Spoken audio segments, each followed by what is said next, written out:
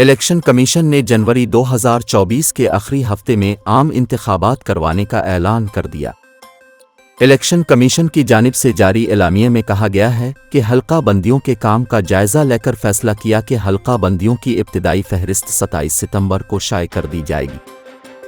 Election commission के एलामिये में कहा गया है कि हल्का बंदियों पर एतराज़ात और तजावीज़ की समाअत के बाद 30 नवंबर को हतमी फहरिस्त जारी की जाएगी।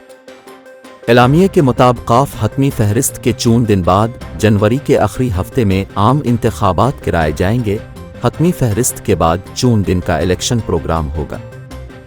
ख्याल रहे कि सियासी जमातों की जानिब से निगरान हुकूमत और इलेक्शन कमीशन से मुल्क में जल्द साफ शफाफ आम इंतखाबात करवाने का मुतालबा जोर पकड़ता जा रहा था। इस हवाले से निगरान हुकूमत का मौक़िफ़ था कि इलेक्शन कराना इलेक्शन कमीशन का काम है और इलेक्शन कमीशन ही आम इंतखाबात की तारीख देगा। जब भी इलेक्शन कमीशन इंतखाबात की तारीख देगा हम इसके लिए तैयार हैं।